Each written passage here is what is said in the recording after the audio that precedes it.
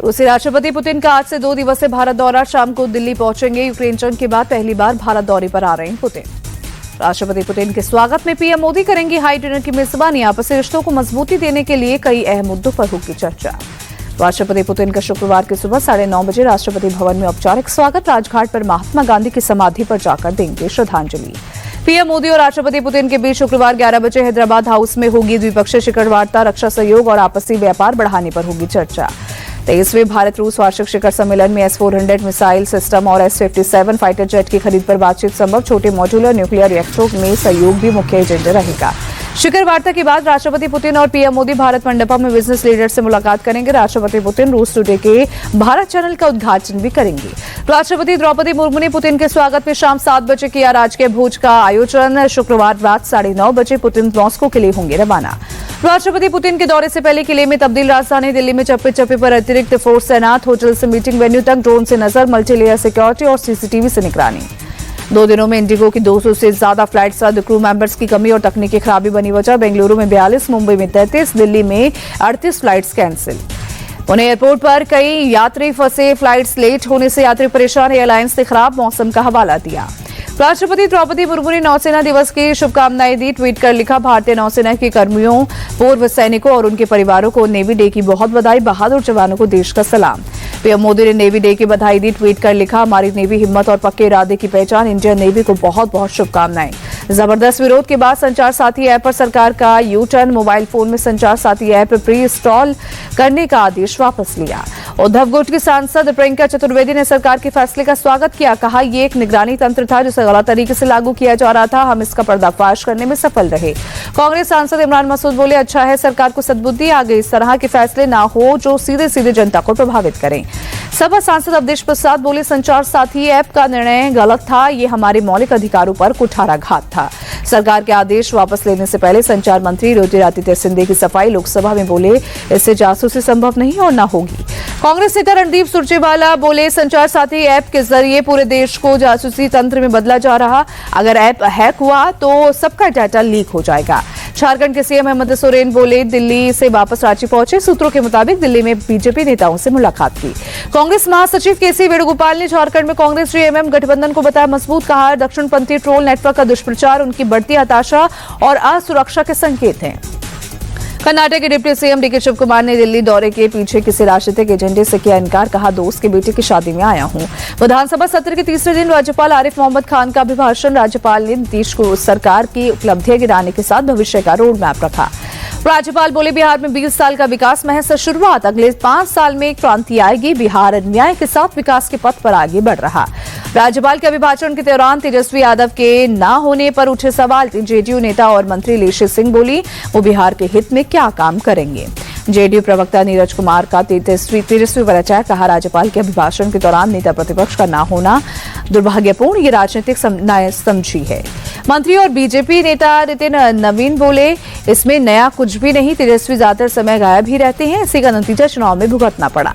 UP के बरेली में मुफ्ती शहाबुद्दीन रिजवी ने मौलाना मदनी के जिहाद वाले बयान पर साधा निशाना। कहा, मौलाना का बयान देश के लिए खतरनाक है। मौलाना देश को तोड़ने का काम कर रहे हैं। मुफ्ती शहाबुद्दीन ने मौलाना मदनी को बताया गद्दार। बोले, वो भारत के मुसलमानों को भड़का रहे हैं, जिससे हिंदू मुस्लिम के बीच टकराव हो जाए, जिसका सबसे ज्यादा नुकसान मुसलमानों को होगा।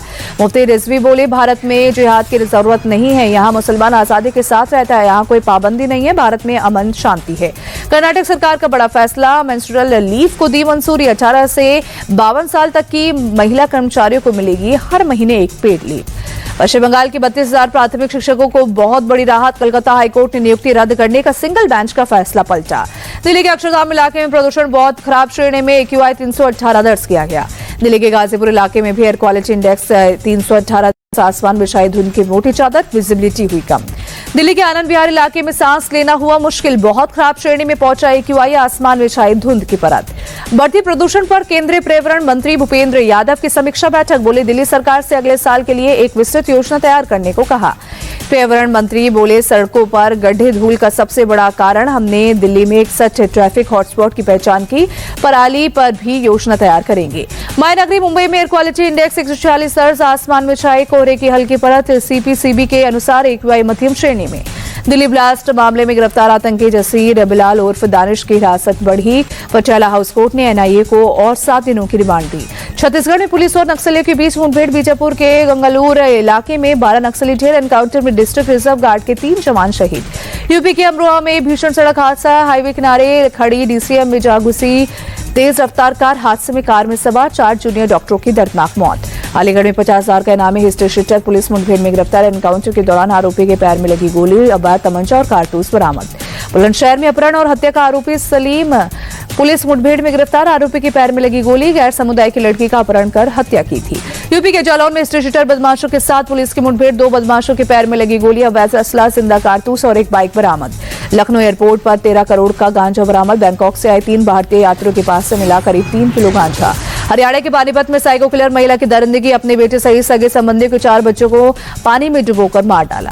आरोपी महिला सुंदर दिखने वाली बच्चियों को बनाती थी निशाना। पुलिस की पूछताछ में महिला ने किया खुलासा, वो नहीं चाहती थी कि कोई बच्ची बड़ी होकर उससे सुंदर दिखे। पंजाब के अमृतसर में बड़ा हादसा। बस और ट्रक की आमने सामने से भिड़ंत। हादसे में 2 लोगों की मौत, करीब 35 से 40 लोग घायल। मौके पर पहुंची पुलिस ने चलाया रेस्क्यू ऑपरेशन। सभी घायलों को पहुंचा अस्पताल। पुलिस मामले की जांच में जुटी। ओडिशा के खुर्दा में पुलिस के ऑपरेशन शुगर ट्रैप में 3 ड्रग तस्कर गिरफ्तार। तस्करों के पास से करीब 650 ग्राम ब्राउन शुगर किया बरामद। महाराष्ट्र के भिवंडी में चलते ट्रक में लगी आग। ट्रक में रखे खाली कैरेट में लगी आग। ड्राइवर की सूझबूझ से चला बड़ा हादसा। ट्रक को भगाकर एक कंस्ट्रक्शन साइट पर ले गया ड्राइवर। मजदूरों ने बालू और मिट्टी की मदद से बुझाई आग। ट्रक में आग लगने की जांच में जुटी पुलिस। उज्जैन के महाकाल मंदिर में हुई विशेष भस्म आरती। बड़ी संख्या में श्रद्धालु शामिल हुए। मंदिर में गूंजे जय श्री महाकाल के नारे। असम के गुवाहाटी में ठिठुरन बढ़ी। आसमान में छाया घना कोहरा। फॉग के चलते विजिबिलिटी बेहद कम हुई। कश्मीर घाटी में शीतलहर का प्रकोप जारी। श्रीनगर में तापमान में भारी गिरावट से ठंड बढ़ी। रुपया लगातार दूसरे दिन ऑल टाइम लो पर। डॉलर के मुकाबले 28 पैसे गिरकर 90 रुपये 43 पैसे पर आया। 10 दिसंबर को खुलेगा नेफ्रोप्लस का आईपीओ। नए शेयर जारी कर 353 करोड़ रुपए जुटाने का टारगेट। इश्यू की क्लोजिंग 12 दिसंबर को होगी। नए आधार ऐप में घर बैठे बदल सकते हैं मोबाइल नंबर, एड्रेस, नाम अपडेट करने की फैसिलिटी जल्द होगी शुरू। यूजर्स को मिली किसी डॉक्यूमेंट की जरूरत नहीं होगी। वहीं तत्काल विंडो टिकट के लिए अब ओटीपी जरूरी। कुछ दिनों में सिस्टम देश भर में लागू होगा। काउंटर बुकिंग को सुरक्षित बनाने के लिए फैसला। टाटा नेक्सॉन फिर बनी देश की नंबर 1 कार। नवंबर में 22,434 यूनिट्स की बिक्री। मारुति, हुंडई और महिंद्रा के मॉडलों को पछाड़ा। मारुति सुजुकी की पहली इलेक्ट्रिक कार भारत में लॉन्च। ईड विटारा की कीमत 18 से 25 लाख रुपए के बीच संभव। वहीं 344 किलोमीटर की रेंज के साथ आएगी कार। चीन में लॉन्च हुआ OnePlus Ace 6T 8000 mAh battery और 16 GB रैम के साथ 1 TB स्टोरेज। 47,180 रुपए मोबाइल की कीमत। नूबिया फोल्ड और नूबिया फ्लिप 3 फोन की मार्केट में एंट्री। 6,560 mAh बैटरी के साथ 8 इंच की डिस्प्ले। 1 लाख से ज्यादा हो सकती है कीमत। विराट कोहली और ऋतुराज गायकवाड़ के शतकों पर भारी पड़ी मार्करम की शतकीय पारी। साउथ अफ्रीका ने दूसरे वनडे में भारत को 4 विकेट से हराया। 3 मैचों की वनडे सीरीज 1-1 से बराबर। साउथ अफ्रीका के खिलाफ दूसरे वनडे में टीम इंडिया 359 रन का टारगेट नहीं बचा सकी। आखिरी ओवर में साउथ अफ्रीका ने टारगेट हासिल किया। 6 दिसंबर को विशाखापट्टनम में खेला जाएगा तीसरा वनडे मैच। साउथ अफ्रीका की ओर से एडन मार्करम ने सेंचुरी लगाई। डेवाल ब्रेविस और मैथ्यू ने भी अर्धशतक की पारी खेली। भारत की ओर से अर्शदीप सिंह और प्रसिद्ध कृष्णा ने साउथ अफ्रीका के 2-2 विकेट झटके। कुलदीप और हर्षित राणा को 1-1 विकेट मिला। विराट कोहली ने वनडे फॉर्मेट भी पूरा किया। 53वां शतक 12वीं बार लगाया। Back to back century. 93 गेंद पर 102 रन बनाकर आउट हुए। इंटरनेशनल वनडे क्रिकेट में विराट कोहली ने नंबर 3 पोजीशन पर लगाए रिकॉर्ड 46 शतक। ओपनिंग में सचिन तेंदुलकर के नाम वनडे में 45 शतक। भारतीय बल्लेबाज ऋतुराज गायकवाड़ ने चढ़ा पहला वनडे शतक। रायपुर में खेली 83 गेंद पर 105 रन की पारी। साउथ अफ्रीका के खिलाफ ऋतुराज ने लगाया भारत की तरफ से दूसरा सबसे तेज वनडे शतक। 77 गेंदों में लगाई सेंचुरी। यूसुफ पठान के नाम है 68 गेंद में सबसे तेज शतक लगाने का रिकॉर्ड। कोहली गायकवाड़ की जोड़ी ने साउथ अफ्रीका के खिलाफ वनडे फॉर्मेट में रचा इतिहास। दोनों के बीच तीसरे विकेट के लिए हुई 195 रन की साझेदारी। साउथ अफ्रीका के खिलाफ वनडे सीरीज में केएल राहुल ने जड़ा बैक टू बैक अर्धशतक। राज्य के बाद रायपुर में लगाई 50। 66 रन बनाकर रहीनाबाद 1 रन बनाकर वॉशिंगटन सुंदर हुए आउट। रोहित शर्मा ने भारत में इंटरनेशनल वनडे क्रिकेट में 9,000 रन पूरे किए। देश में सबसे ज्यादा रन बनाने वाले खिलाड़ी के रिकॉर्ड में तीसरे नंबर पर पहुंचे। साउथ अफ्रीका के कप्तान तेम्बा बावुमा ने भारत के खिलाफ मिली जीत पर जताई खुशी। कहा, मैच अविश्वसनीय था। भारत के खिलाफ खेलना मुश्किल। केएल राहुल ने साउथ अफ्रीका के खिलाफ दूसरे वनडे में हार की मुख्य वजह ओस को बताया। कहा, ओस की वजह से दूसरी पारी में गेंदबाजी मुश्किल थी। रायपुर में टी20 विश्व कप 2026 के लिए भारतीय टीम की नई जर्सी लॉन्च। टी20 वर्ल्ड कप टूर्नामेंट के ब्रांड एम्बेसडर रोहित शर्मा और भारतीय बल्लेबाज तिलक वर्मा रहे मौजूद। साउथ अफ्रीका के खिलाफ 5 टी20 मैच के लिए भारत की टी20 टीम का ऐलान। हार्दिक पांड्या की टीम में वापसी, संजू सैमसन को जगह। आईसीसी वनडे बल्लेबाजी रैंकिंग में विराट कोहली ने लगाई एक पायदान की छलांग, चौथे नंबर पर पहुंचे। शुभमन गिल को एक स्थान का नुकसान। आईसीसी वनडे गेंदबाजी रैंकिंग में कुलदीप यादव ने लगाई एक पायदान की छलांग, छठे नंबर पर पहुंचे। कुलदीप के बाद पास से 641 रेटिंग पॉइंट्स। भारत के तेज गेंदबाज मोहित शर्मा ने लिया क्रिकेट के सभी फॉर्मेट से संन्यास। मोहित ने 26 वनडे और 8 टी20 अंतर्राष्ट्रीय मैच खेले। ऋचा घोष पश्चिम बंगाल पुलिस में हुई शामिल, सिलीगुड़ी एसीपी का पद संभाला। Junior women's hockey world cup में जर्मनी ने भारत को हराया। जर्मनी के 3 गोल के जवाब में भारत की ओर से हिना बानो ने एकमात्र गोल दागा। अब 5 दिसंबर को आयरलैंड से मुकाबला होगा।